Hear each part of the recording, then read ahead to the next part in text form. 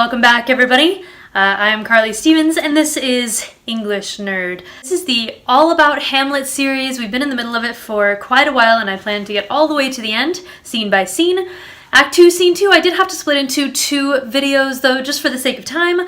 So, the first video, if you haven't already seen it, I will link below. That one covers Rosencrantz and Guidenstern coming. It covers the ambassadors talking about the stupid decision to let Fortinbras's troops walk through Denmark on the way to attack Poland, even though he probably has ulterior motives. We talked about Polonius's theory about Hamlet's madness, that he's mad for love, and then what they plan to do about that. And then Hamlet and Polonius and that hilarious scene when Hamlet basically just runs circles around him.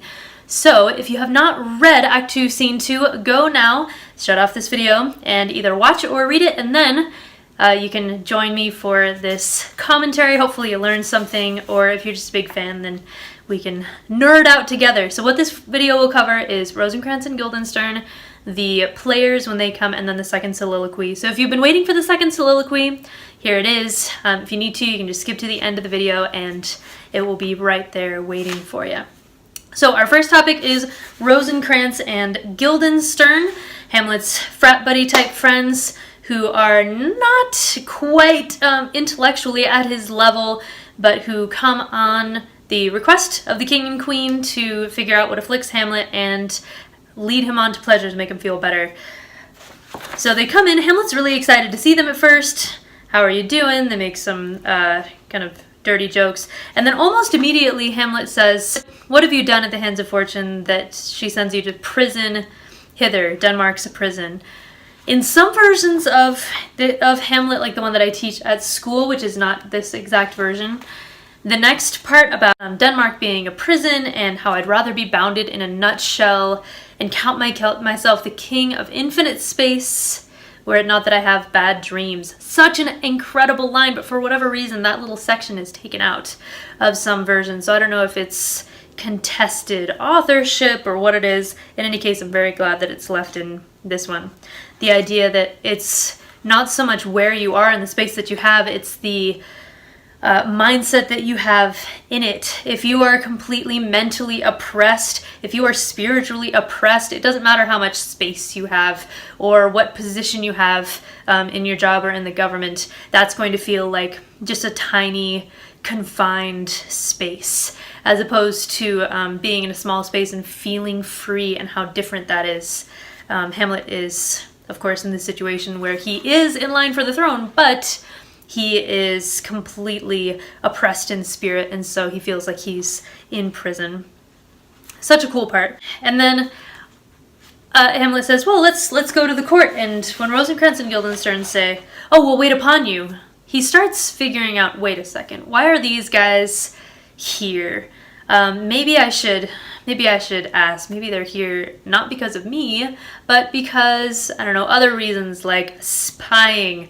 So he starts prodding and saying, "Have you been sent for?" And they are the least crafty individuals you could imagine. They're so bad at being sneaky.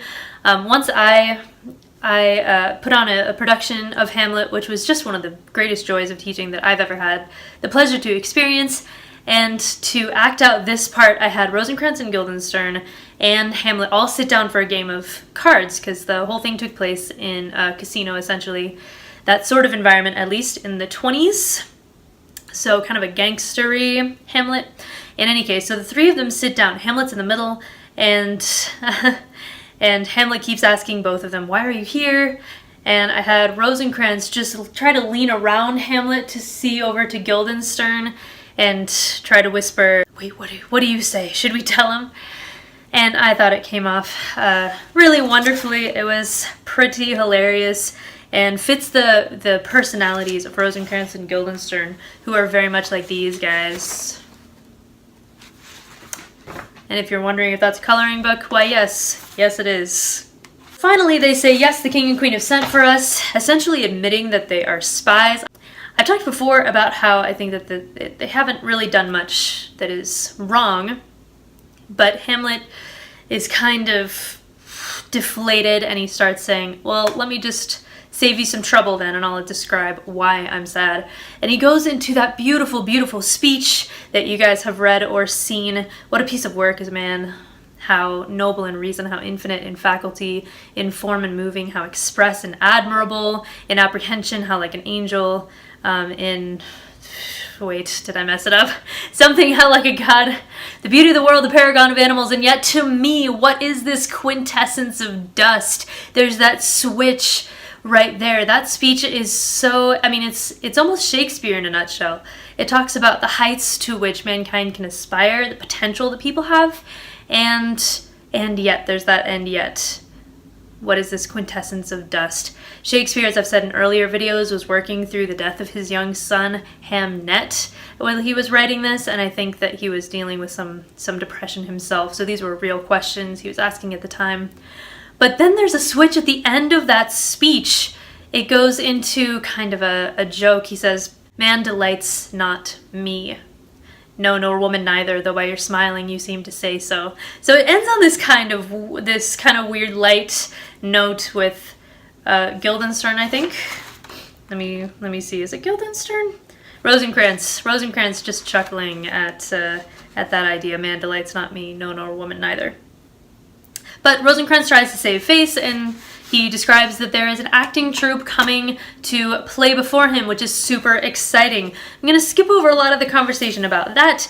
I only want to say that the parts that seem kind of wordy and strange in that section have to do largely with how the more professional acting troupes, like the ones that are about to come to Elsinore, had to move around because they were almost going out of business because of the boys' schools that would put on these musical performances in the houses of the wealthy.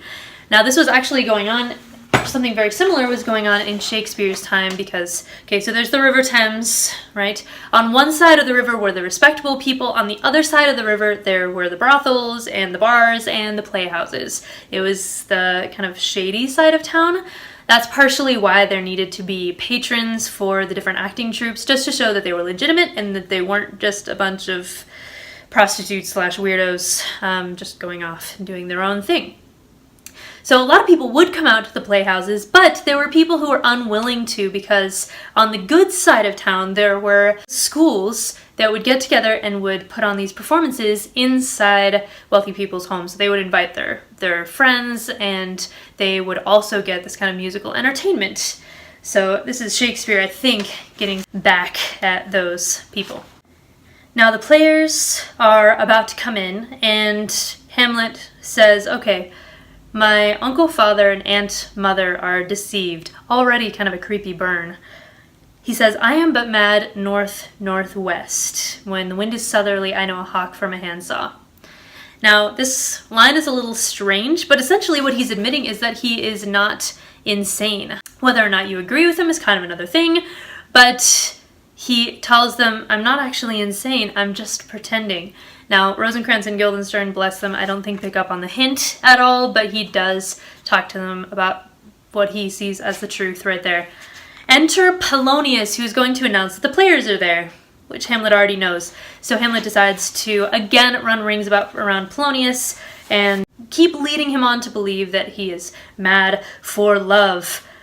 One of the best things about this exchange is the fact that Hamlet at one point says, buzz, buzz.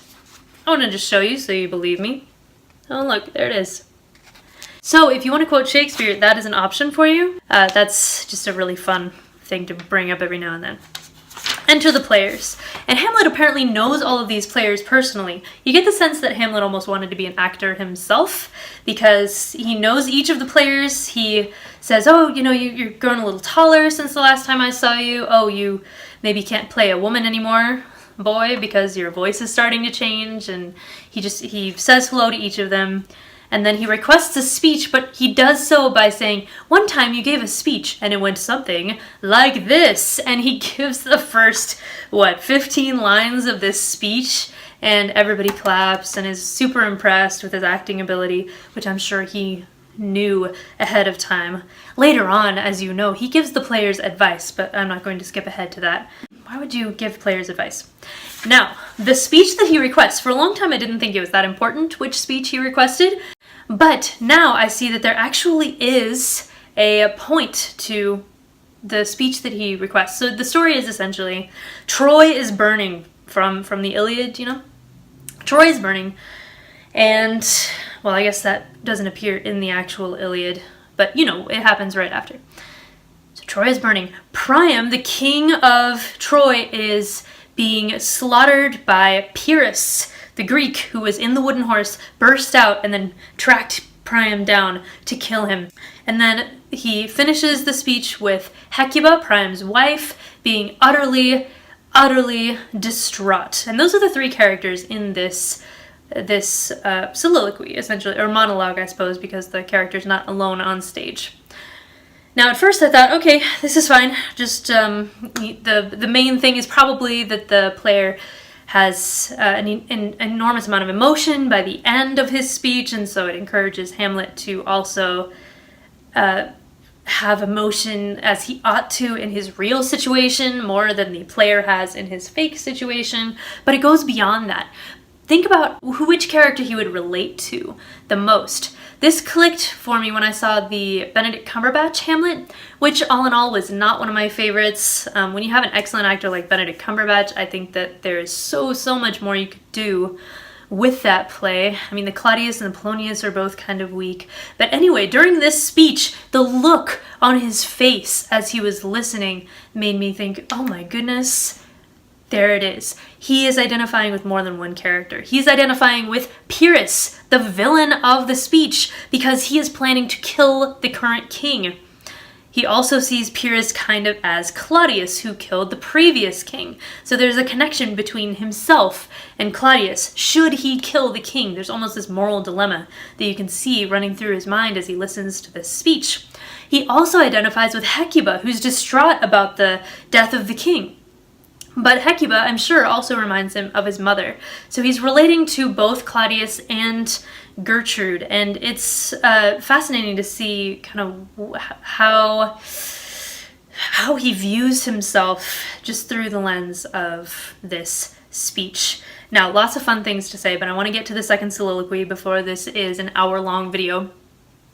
So after the player gives his speech, and there's some funny lines in there, as you hopefully know, with Polonius commenting about how it's too long and all of that. Hamlet requests the murder of Gonzago the next night, which is a play very much like the reenactment of the murder of his father, so that he can watch Claudius's face and see how he reacts when he basically sees his own murder unfold in front of him.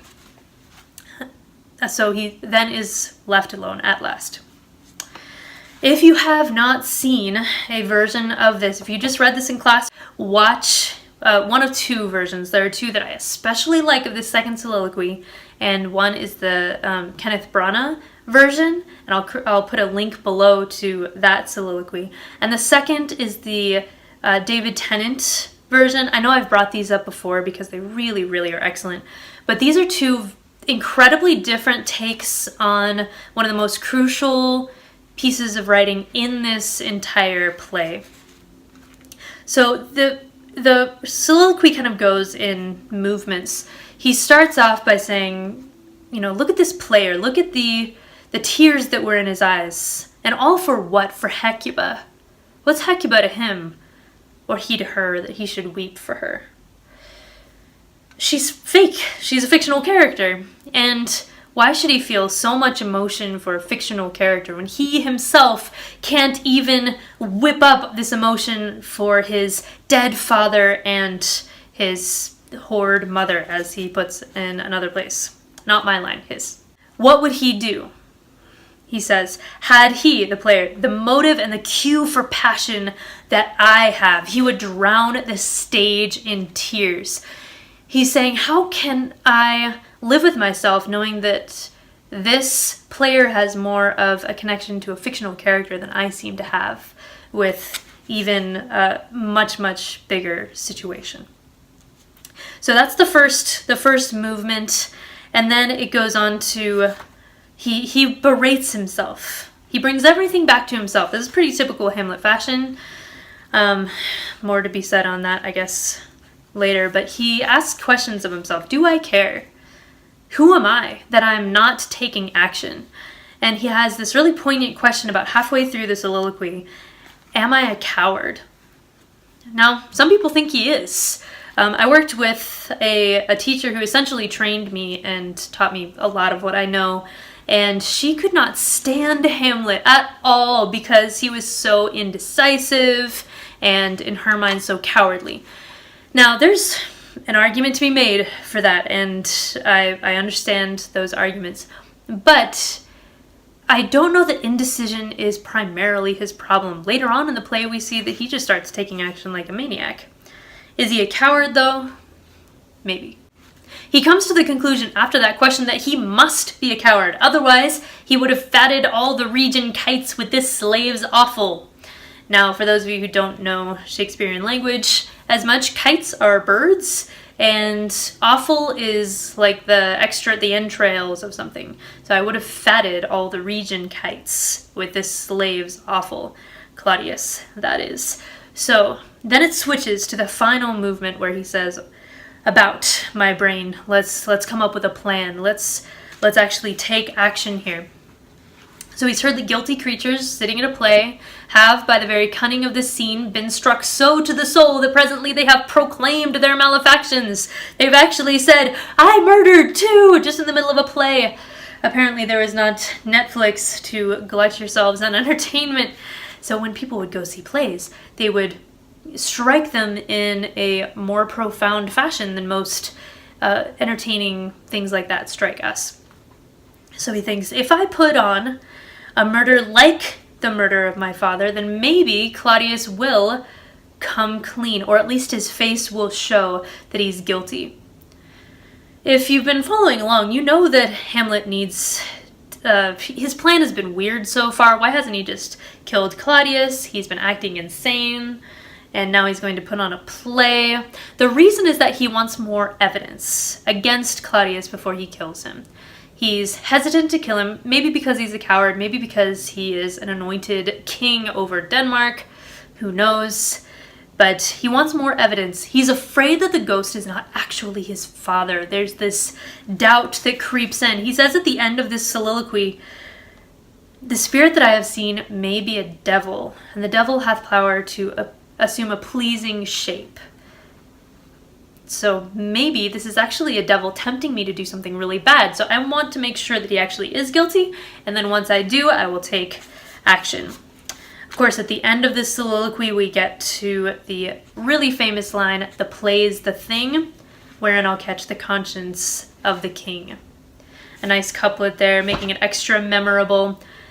All right, so thank you for sticking with me through this video. Hopefully you learned something. If you have anything else to add or a question, I would love to field those. Just include them down below. If you want any more English goodness, I have Hamlet videos as well as a lot of writing tips and things like that, then be sure to subscribe. If you liked this, like it, and I will see you next Monday.